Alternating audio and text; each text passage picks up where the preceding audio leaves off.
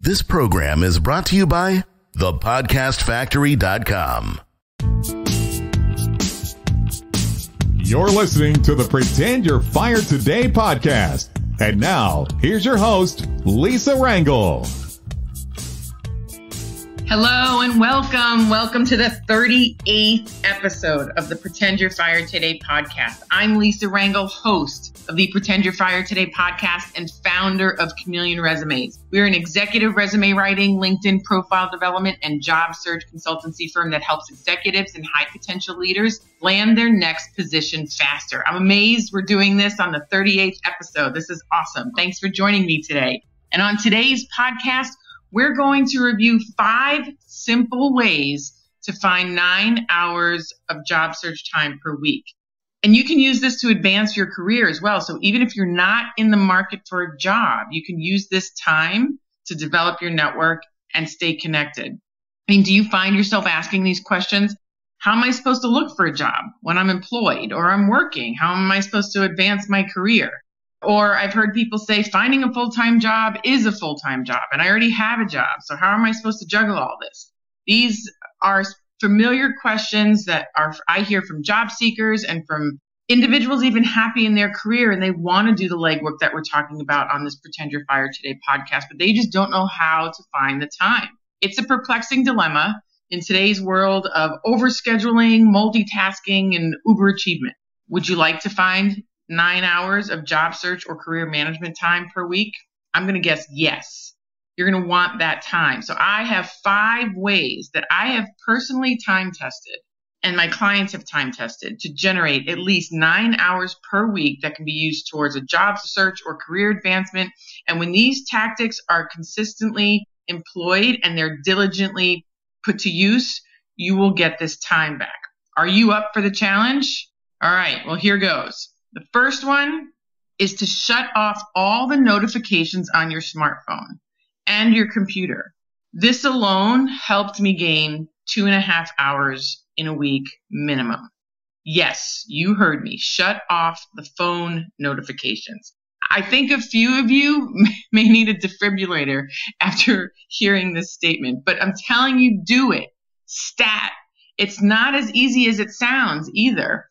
For me, it was a multi-stage process with my iPhone that took me a couple of weeks to fully complete. I'm not embarrassed to say that. First, I thought if I simply just turned, the notification center off for a particular item like email or Facebook, that boom, the notification was off, it was taken care of, and I would no longer receive notifications. Oh no, there is more to do.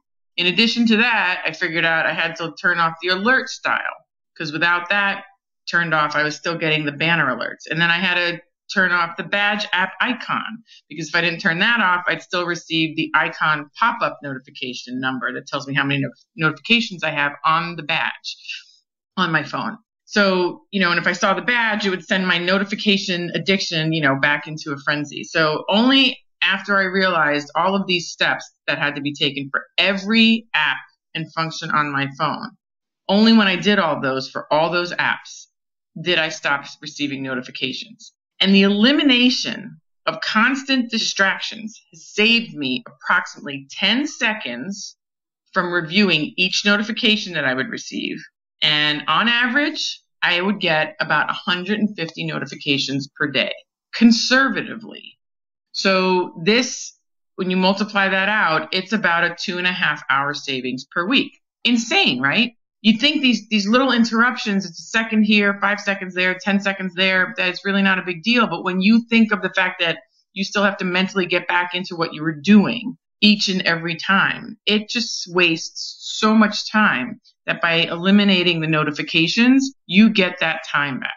All right, so number 2, unsubscribe from newsletters, or at least get them out of your main email account. For me, I gained 3.25 hours per week. Now, I subscribe from newsletters that I haven't read in over a week after receiving it, and others that I read, scan, for professional development, general interest, email ideas. I redirect it to another email address, and I just dedicate it for the newsletters. Gmail users can sort and prioritize functions to move newsletters into different folders. So the key is to do this. When I did this, my email decreased to such a point in the main folder that I had to check my email if it was working occasionally. So clearly I had so much going in there that once I actually got rid of it, I felt like I was in email detox, right? So the time I saved from not either stopping to read these emails on the fly or just being disrupted because I saw an email and I had to check it and then I had to go, oh, that's not important, and focus on the project at hand. It was quite significant. So at least 45 minutes per day is what it saved me, which you multiply that out, it's 5.25 hours per week. Now, I did schedule 2 1-hour slots per week to read the articles in the designated newsletter email account, or you may set up a folder. So, and since I was focused on the reading, I was able to create defined action items from the new knowledge I absorbed.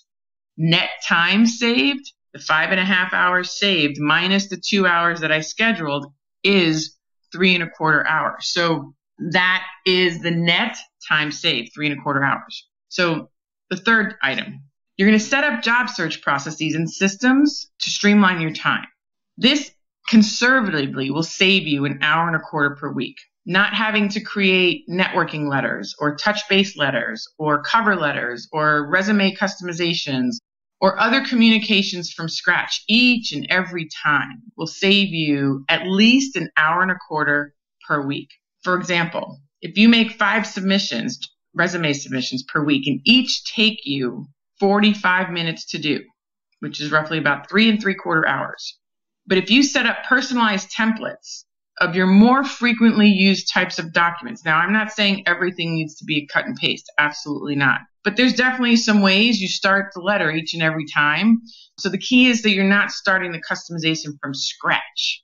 So you will easily cut that application time by at least 1/3. So that's 1.25 hours savings. And that's just on one process. If you do this with other processes, every month you want to reach out to 5 people on your network. Have the letter that you reach out to people in a template and then customize it. Every time you want to reach out to somebody, you can reference something from college or something from an old job that you had shared together. But you can start with a framework that you don't have to create from scratch each and every time if you put this in a template. Some other suggested processes that you can create is house your resume as a personal template. Maybe name it your name resume template, right? And then have the sections highlighted in yellow or the font in a different color every time you need to change something. So this way, you have to go to those colored sections, the highlighted sections or the colored font sections, and those are the ones you have to change each time. And this way, once you make all that customization, then save that version of your resume in a resume file named company name, your name, and the job title.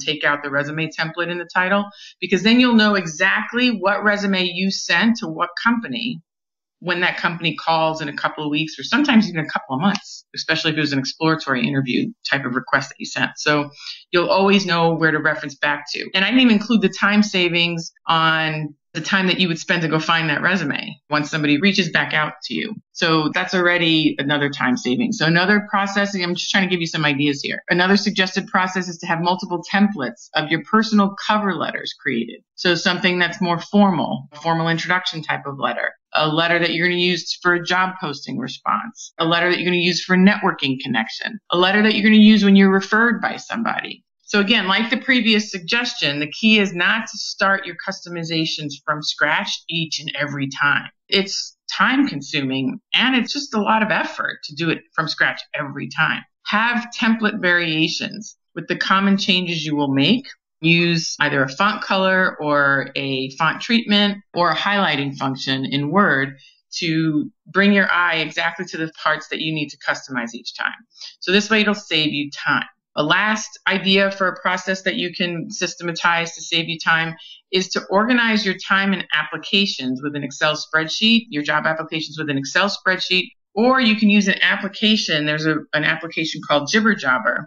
You go to jibberjobber.com and it'll help you track, contact dates, contacts made, future actions to take, the documents you sent, and just help you from wasting time looking for things or losing opportunities because you failed to follow up. So that might be a way to keep your calendar separate if you want to keep your career management and job search efforts, the calendaring of that separate from your regular calendar. So that might be an idea as well. So, all right. So number 4, the 4th item is to set up job alerts to have the right jobs forwarded to you. Now, you can do this even if you are a passive candidate or you're not looking at all, right? You just want to stay aware of what's available in your field on the market. The key is not to troll the job boards. Don't sit there and just look for jobs. Don't do that. This is an easy 2-hour-a-week time savings. Easy. Most popular and niche job boards have an alert function. In Google, you can set up Google Alerts, where common searches that you perform for the job openings that pertain to you, you can have those search results sent to you periodically every time there's a new search result that meets your search criteria. So in my opinion, there's really no bigger waste of time than scrolling long lists of job postings, looking for the right jobs in which to apply. You can set up company alerts if you want company news of your target company sent to you, so then you can maybe know to email somebody within a company to capitalize on a situation that happened and see what opportunity you can shake out of the news, essentially. So I would set up alerts, either job alerts or company alerts, alerts on people. If there's certain target people, CEOs of companies or executive leadership in your target companies that you want to make sure you're aware of upcoming situations that they're in the news for, that again might be a segue into a conversation, a networking conversation. But set up these alerts. Don't start trolling and looking and researching all the time. Have that stuff come to you. And lastly, and this is the most important step, in my opinion, you have to prioritize this. Learn how to say no to commitments that are not supporting your ability to create time to manage your career or manage your job search. Now, obviously, I'm not talking about family and keeping the job that you have. Obviously, those are important. However, I know sometimes, and I'm guilty of this, that's why I know it, we hide behind these things in the spirit of good intentions when we could carve out an hour here, or we could say, no, not right now, but let's do that in an hour, or let's do that tomorrow morning. And that will give us the hour without sacrificing the things that are important to us in our lives. So don't hide behind your family. Don't hide behind your work. And certainly don't hide behind volunteer activities and other activities that are really not part of your priority list when you look at the things that are important in your life. And if your search and managing your career to stay ahead of it is important, it needs to be on your calendar. No one will prioritize this for you. No one. Not your spouse, not your coworkers, not your executive coach, not your boss, not your accountability partner, not your manager, not your children, not your friends. No one will prioritize this for you. You need to protect this time and guard it. Guard it with your life. Saying no is the most powerful way to create the time to get this accomplished. If you want to do a job search, you will. If you want to stay ahead of your career and stay connected, so if you need it later on, you will make that time to do so. This is not a time savings exercise type of step per se. But I'm telling you, if your head is focused on the job search, if your head is focused on, I'm going to make 3 new network contacts this week just so I can keep my career in the forefront, you will make time for it. And that saves wasted time by not being focused on your priority. If you're focused on your priority and you say yes to the right activities, you say no to the activities that are not supporting your goal, you have saved so much time there. So that's the key. So there's obviously so many other time-saving type of tactics that you can do. And we didn't even talk about internet usage or social media usage and that type of stuff, all those types, TV and all those types of time sucks. But these, to me, these are something that are really simple. And even if you do one, you will get 2.5 hours back, in some cases back. So that's sometimes maybe all you need. So I want to make sure you're ready. Do you think you can do this on your own? Because if you don't feel prepared to do these actions on your own, or you simply want a qualified accountability partner to ensure that you stay the course, then hire us for this personalized guidance. Go to executivejobsecurity.com and invest in our executive job security program to work with our team of career performance coaches that will help you be proactive, take these actions, further advance your career and ensure the continuity in your career. So this way, if you find that you need to find another job, that you're able to do that. And you're able to do that at the level that you're at, if not better. And that to me is job security. It's not staying in one job forever. Executive job security is about employability. It's about always remaining employable and always being able to find the next position when you need it. So the key is not to do this alone and have us help you maximize your performance in this area. The Career Continuity Coaching resource is found at executivejobsecurity.com. And in past episodes, we talked about the only true way to protect yourself from job loss is to pretend you're fired today. Make a list of the activities you would do to find your next job and do it when you don't need a job. Do it now. This is the key element in the Pretend You're Fired Today action list, is to keep your network primed and active so you stay in the forefront of your network's mind and you are always creating demand for yourself consistently. That is the true executive job security, is to be in demand when you need it so you can land another position when you need it. But you need to create that demand before you need it. This way, if your job search situation changes unexpectedly, you already have pent up demand for what you do by doing these actions that I showed, that we've been talking about in the past few episodes, but doing them with the time you're creating from the actions that I showed you here today. So for the next few episodes of the Pretend You're Fired Today podcast, we're going to continue to go through a list of tactics and activities that you can do now as if you were let go today, and ensure that you are always employable, you are always ready for whatever the world brings your way. The first item on the Pretend You're Fired Today action list was doing your resume, and we cover that in episodes 1 through 8. And the second item on that list was updating your LinkedIn profile, which you can review how to do in episodes 9 through 12. And in the last 24 or so episodes, we've covered a myriad of topics such as how to work with recruiters, how to handle the culture fit interview question, how to handle that infamous, aren't you overqualified for this job question. So we are going to want to revisit those episodes. I'm so proud of you taking these steps to making yourself marketable when you don't really quite need it. Most people wait for that unexpected job change to happen and then learn this information. So kudos to you for learning it now and doing it before you need it. This will help you stay employable. Again, job security doesn't reside in one job. Job security resides in the ability to find another position quickly without sacrificing what you have. My friend saved me with her priceless advice, Pretend You're Fired Today, and I'm paying it forward with you. And I ask you to pay this sentiment forward, share with this information with as many executives and rising professionals who you know would benefit from this build it before you need it advice. It's so important in this tumultuous economy that we have. One day it's really high, one day it's really low, and you just never know where it's going to go. The key is that you just always know that you're going to be taken care of because you are taking care of yourself. Doing the preparation suggested in this episode will help you create a minimum of 9 hours per week to focus on maintaining your network, advancing your career, and doing an active job search if that's your path. And in the next episode, we are going to discuss how to self-promote with grace. One of the biggest complaints or challenges that I hear from executives and professionals is they don't want to come across like they're bragging when talking about themselves and their accomplishments. So I'm going to show you how to promote yourself with grace. You will not want to miss this next episode, so this way you can make the time to take these proactive steps. I want you to make sure that you always are able to land your next role, especially if you're currently working. You don't want to lose what you have.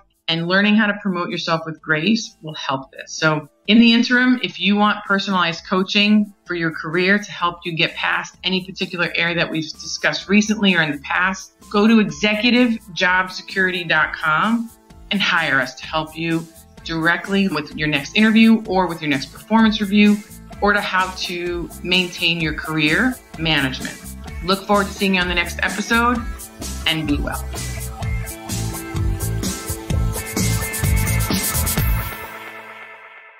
This is the podcastfactory.com.